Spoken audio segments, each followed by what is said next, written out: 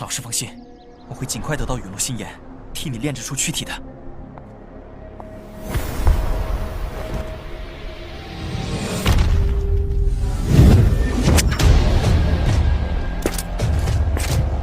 黄阶2班，萧炎。从今天起，一马将会络绎不绝。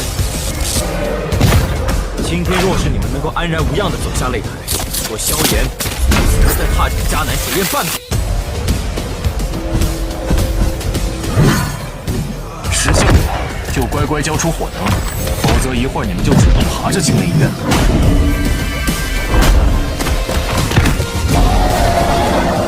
陨落心炎的本体。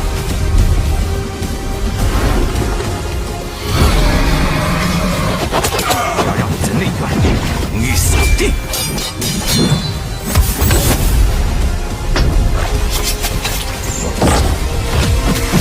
就让本王送你上路。云岚宗萧家的血战，要你们百倍偿还。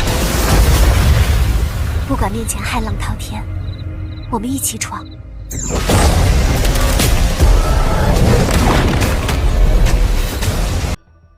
Halo guys, jumpa lagi kita. Gimana kabar semuanya? Mudahan semuanya baik-baik saja ya, sehat selalu dan banyak rezekinya. Oke guys, sebelum kita lanjut ke spoiler, Mimin mau kasih tahu dulu kalau ada berita resmi yang menyebutkan bahwa lanjutan film BTTH tak lama lagi akan segera dirilis. Ada dua versi nantinya. Pertama, versi original yang akan dirilis duluan tanggal 17 Juli ini. Untuk versi original lebih banyak mengisahkan tentang kehidupan Yaolao, juga pertemuannya dengan Xiaoyan. Jadi buat sobat yang ingin tahu bagaimana kisah Yaolao meninggal hingga bisa menjadi tubuh spiritual dan masuk ke dalam cincin hitam, silahkan dipantengin episode original ini. Versi origin cuma rilis 3 episode saja, mungkin karena cuma mengisahkan kehidupan Yaolao. Tapi gak apa-apa, dipantengin aja karena seru ceritanya guys. Untuk BTTH Season 5 rilis sekitar 31 Juli ini juga. Tapi ada juga yang menyebutkan rilisnya bulan Oktober atau November ini, dikarenakan Stellar Transformation yang juga akan rilis Agustus ini. Namun kita berharap saja rilisnya 31 Juli ini biar kagak kelamaan. Rencananya BTTH Season 5 akan tayang sebanyak 26-52 episode. BTTH Season 5 akan mengisahkan kehidupan Xiaoyan di Akademi Jianan. Di Akademi Jianan, Xiaoyan akan bertemu kembali dengan Sun Er. Di sana ia juga akan bertemu dengan 3 siswa berbakat lainnya yang akan menjadi pesaing terkuatnya, di antaranya Wu Hao, Hujia, dan Baisan. Ketiganya ini ternyata sama-sama menyukai Sun Er. Di Akademi dalam Jianan, Xiaoyan akan memasuki menara api pemurnian Douqi dan berhasil mendirikan faksi pertamanya bernama Gerbang Pan. Nah, daripada penasaran seperti apa keseruan kisahnya, dipantengin dulu aja spoilernya guys. Bisa diklik langsung di end screen video ini. Atau bisa juga dengan klik link yang Mimin cantumin di deskripsi video ini. Oke guys, tanpa berlama-lama lagi, lanjut kita Battle Through the Heaven. Untuk menaklukkan api surgawi dari api 3000 yang membakar. Mungkin hal itu yang memiliki daya tarik yang fatal bagimu, kata Feng Zunzi tersenyum. Feng Zunzi tidak mengatakan apa-apa lagi setelah melihat Xiaoyan mengambil keputusannya. Dia merenung sejenak sebelum mengeluarkan sepotong giok dan menyerahkannya pada Xiaoyan. Ambil giok bintang ini. Aku akan dapat mengandalkan giok ini untuk menemukanmu. Selain itu, jika kamu menemui masalah, kamu dapat menghancurkannya. Dan aku akan dapat merasakannya, kata Feng Zunzi. Terima kasih Feng Tua, kata Xiaoyan seraya menangkupkan tangannya. Feng Zunzi tersenyum dan melambaikan tangannya. Dia menempuk bahu Xiaoyan saat perlahan berbicara. Yao Chen memberikan mantra api itu padamu. Itu artinya dia menghargaimu. Saat itu, bajingan itu sangat menginginkan mantra api itu. Tapi Yao Chen tidak menyerahkannya padanya. Begitu aku kembali ke pavilion bintang jatuh, aku akan mencoba yang terbaik untuk menanyakan tentang faksi di dalam kota dunia bawah. Selain itu, aku akan menghubungi beberapa teman Yao Chen. Jika aku bisa mengumpulkan mereka, masalah merebut kembali Yao Chen seharusnya tidak sulit, kata Feng Zunzi. Xiaoyan mengangguk. Dia jelas mengerti kekuatan sekte jiwa. Karena itu, dia tidak bisa sembrono dalam hal ini, atau dia akan kehilangan segalanya. Baiklah, kita terdesak waktu. Ingat, kamu harus lebih berhati-hati di masa depan. Menurutku, kemungkinan Feng Qin'er tidak akan menyerahkan darah Ponix kuno itu dengan mudah. Bagaimanapun, suku Iblis Ponix tidak akan tinggal diam. Jika kamu menemui masalah yang tidak dapat kamu selesaikan, kamu harus menghancurkan giok itu. Xiaoyan mengangguk dan menangkupkan tangannya sebelum melesat meninggalkan tempat itu. Feng Zunzum menghembuskan napas saat dia melihat Xiaoyan dan Lin Yan pergi. Tatapannya tertuju pada wilayah barat saat dia bergumam, "Orang tua, akhirnya aku mendapat kabar tentangmu. Yakinlah bahwa aku pasti akan menyelamatkanmu kali ini." "Xiaoyan, kemana kamu rencana pergi?" kata Lin Yan. "Apa kamu tahu di mana letak Menara Pil?"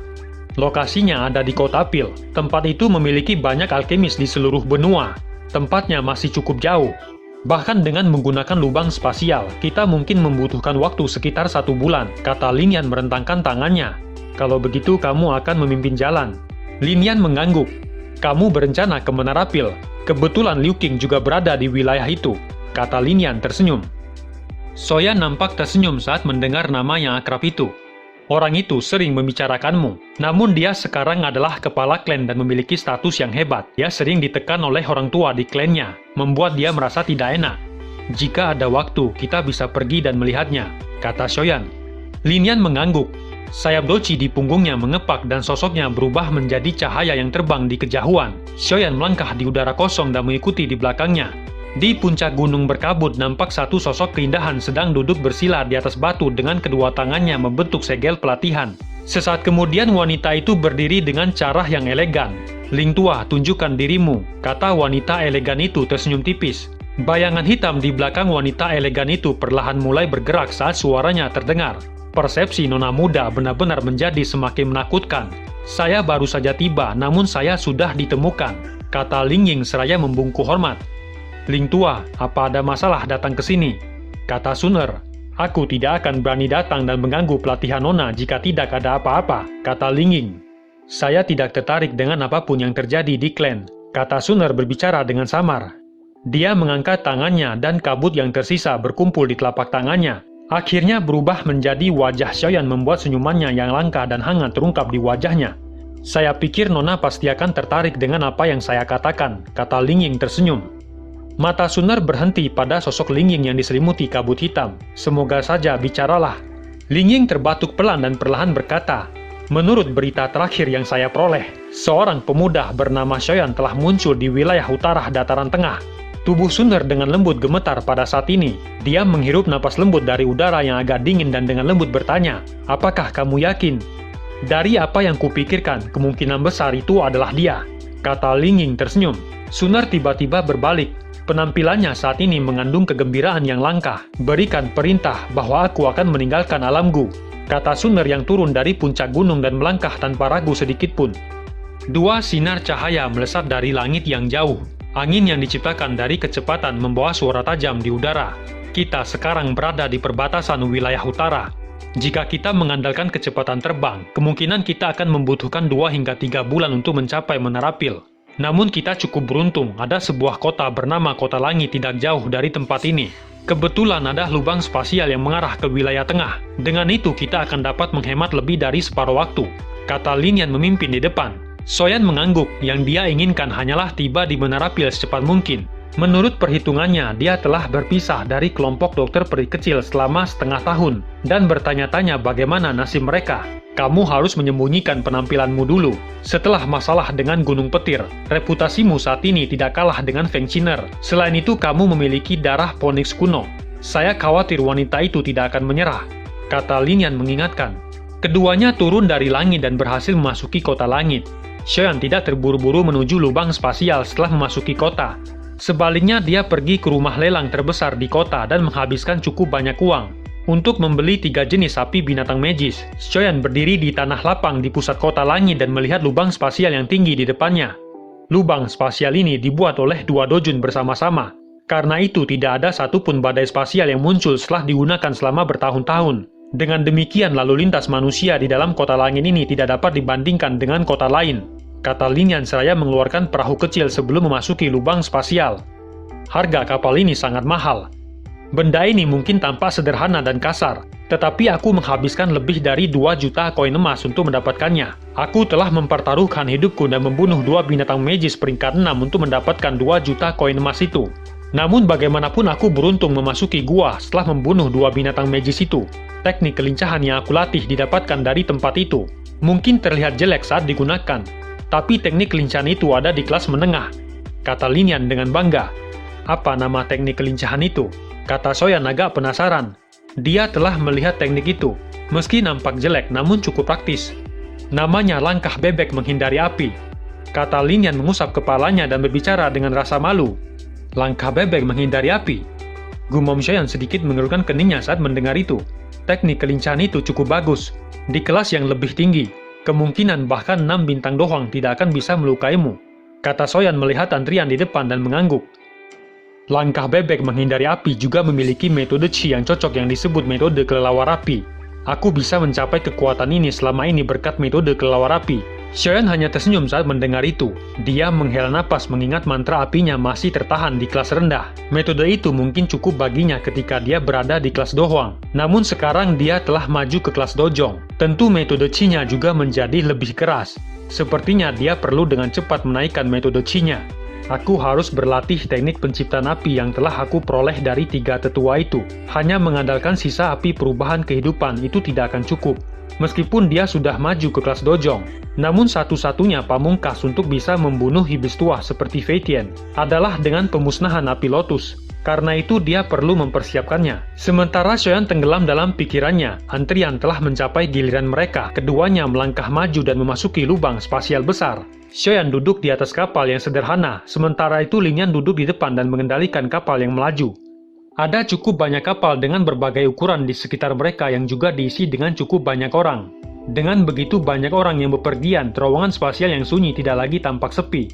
Ada suara tawa dan obrolan yang berulang kali terdengar dari sekitar mereka. Kita membutuhkan waktu setidaknya 1 bulan untuk melewati lubang spasial ini. Kamu harus istirahat dulu.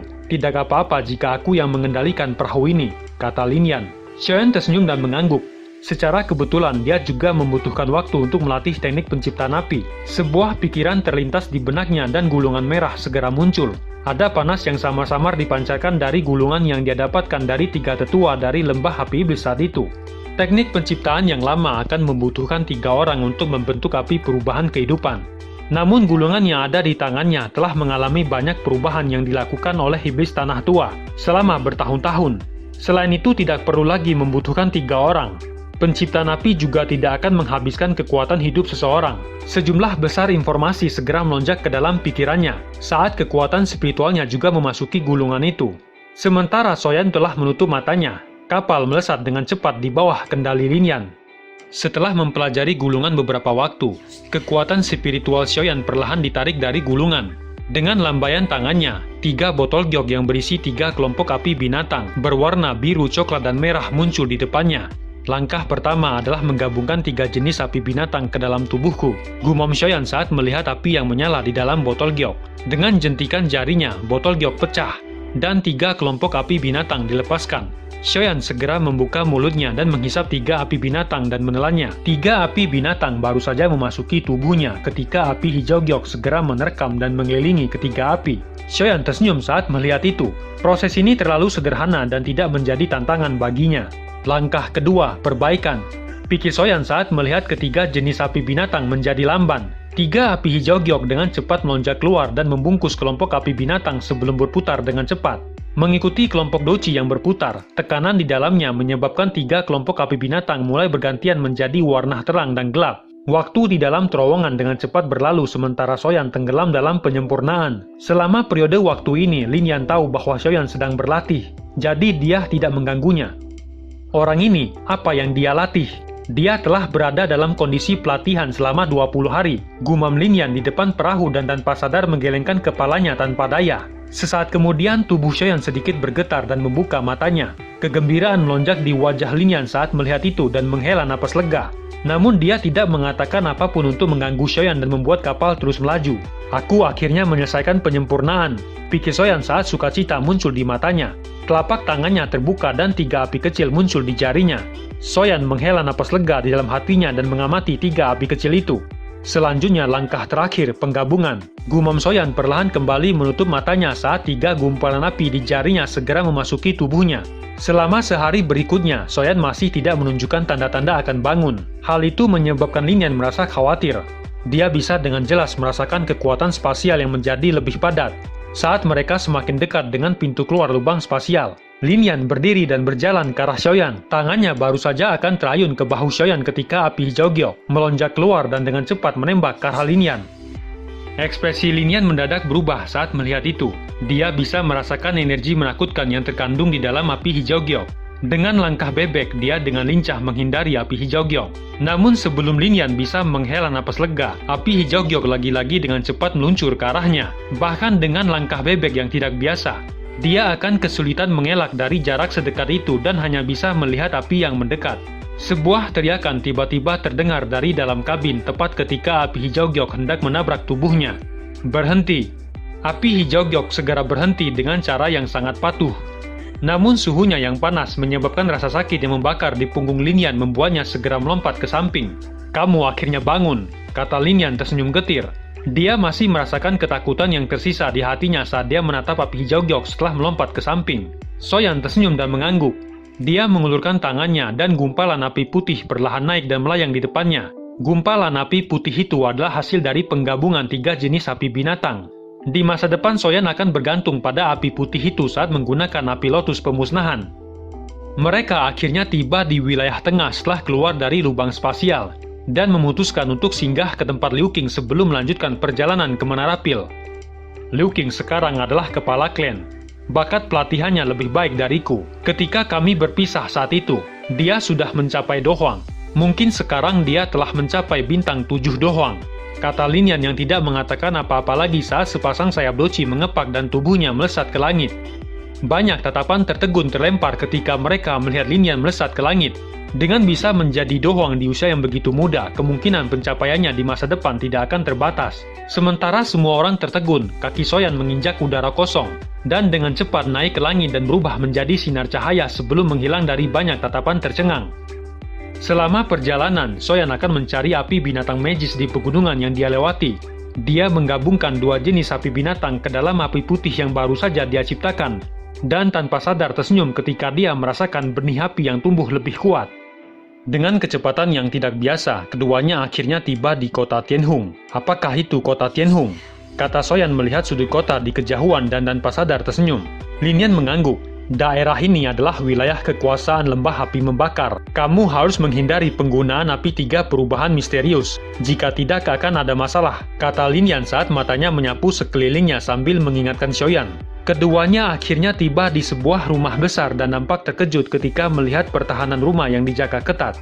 Sepertinya ada sesuatu yang salah. "Mengapa ada begitu banyak penjaga?" kata Lin Yan sebelum bertanya pada penjaga.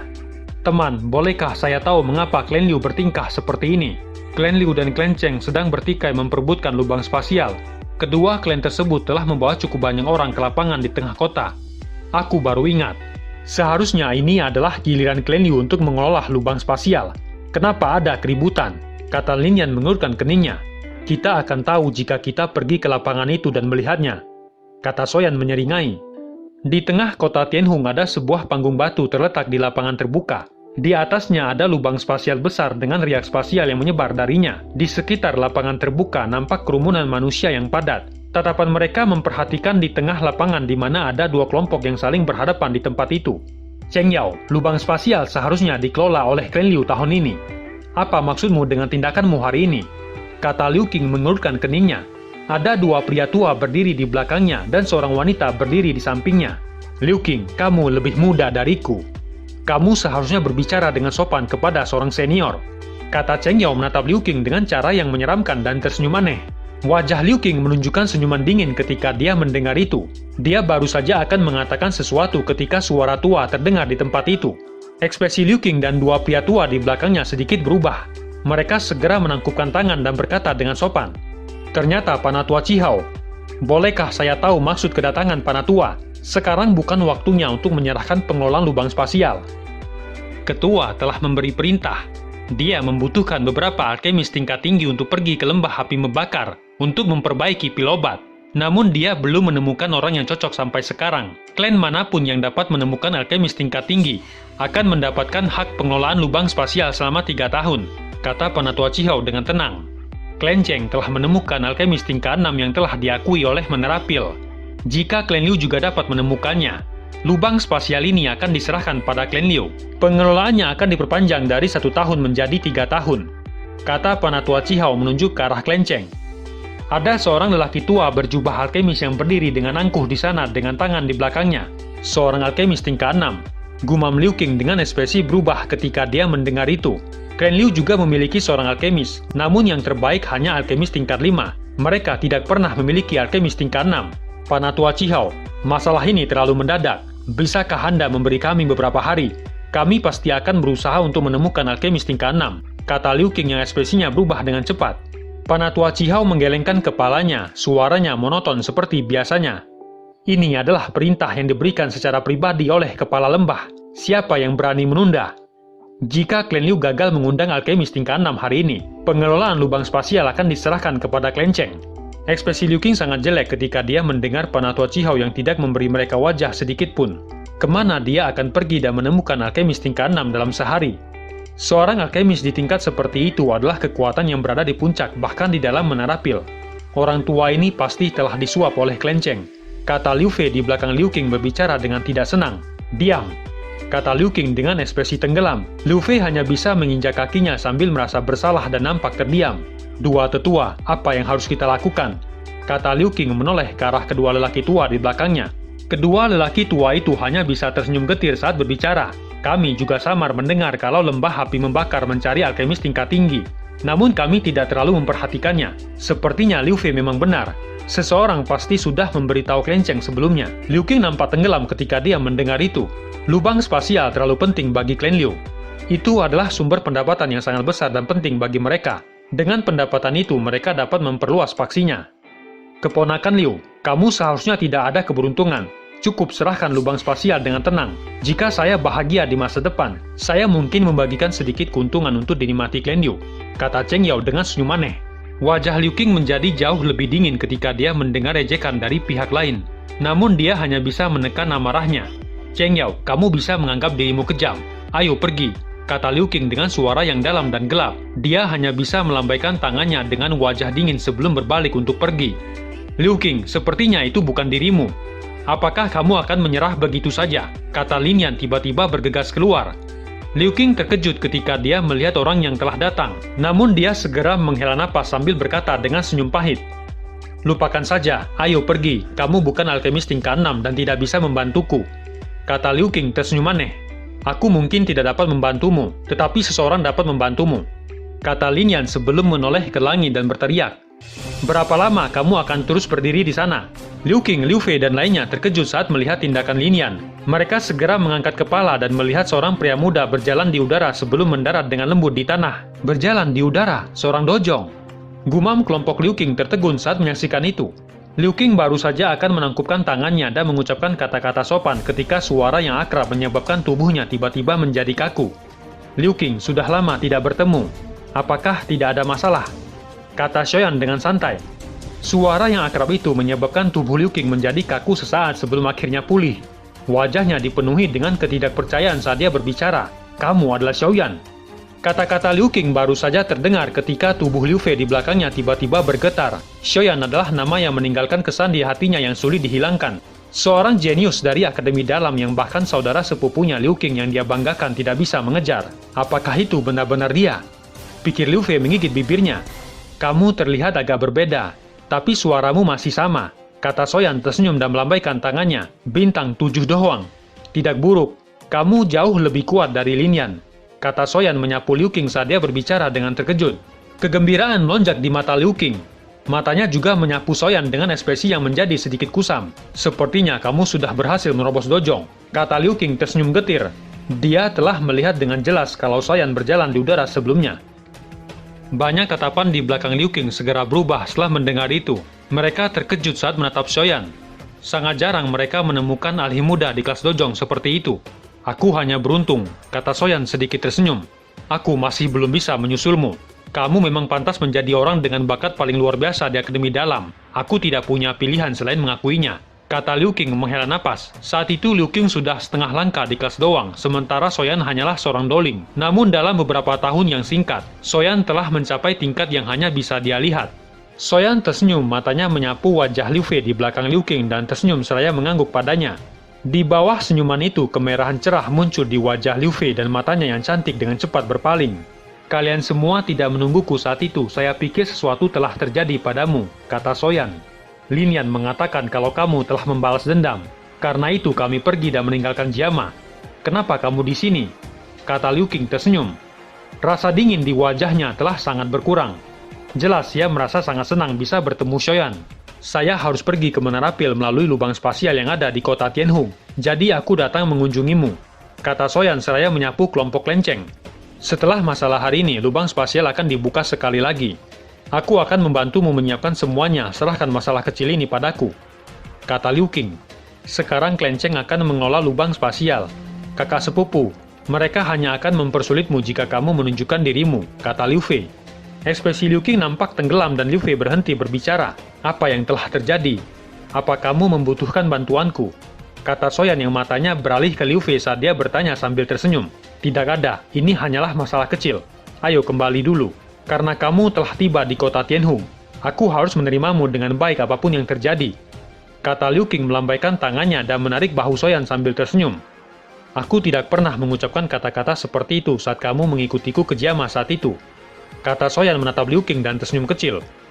Tangan Liu Qing menegang, matanya tertuju pada Soyan saat dia berbicara dengan senyum pahit.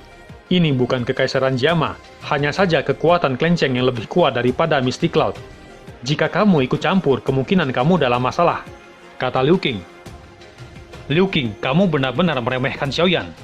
Dia baru saja berjuang keluar dari pavilion petir angin. Bahkan kepala pavilion utara Feitian tidak bisa melakukan apapun padanya. Apalagi Klenceng yang kecil itu, kata Lin Yan di samping mencibirkan mulutnya. Liu Qing, Liu Fei, dan dua tetua di belakangnya tercengang ketika mereka mendengar itu.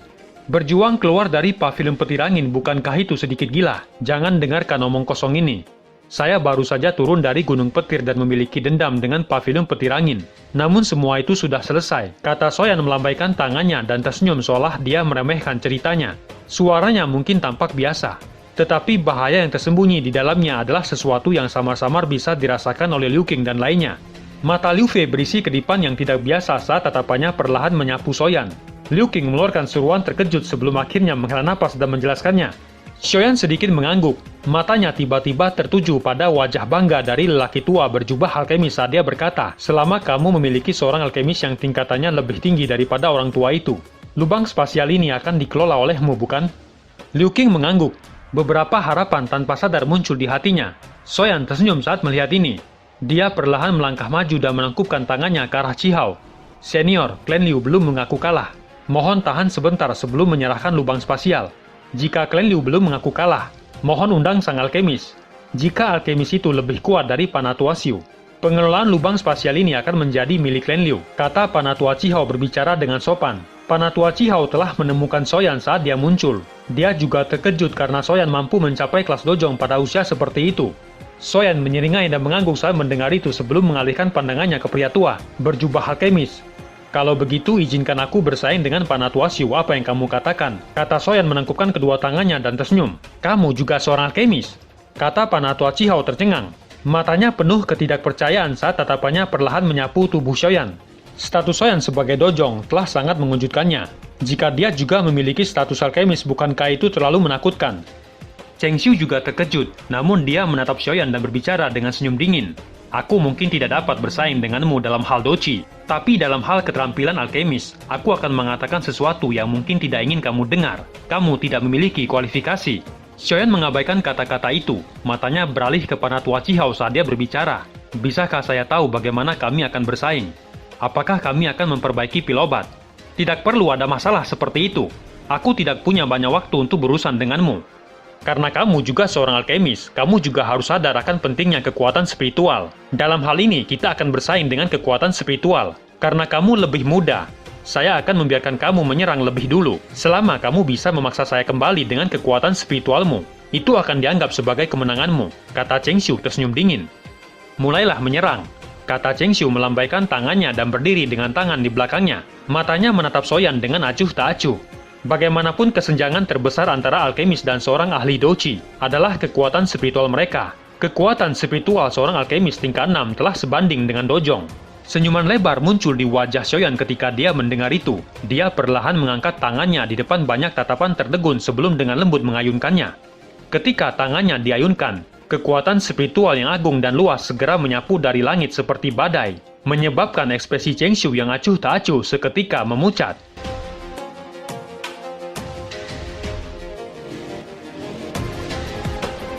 Cerita pun selesai. Nantikan spoiler selanjutnya, guys. Buat yang belum subrek, dibantu subrek yo guys, biar jalan terus spoilernya. Buat yang udah subrek, mudahan dilancarkan rezekinya. See you and ciao.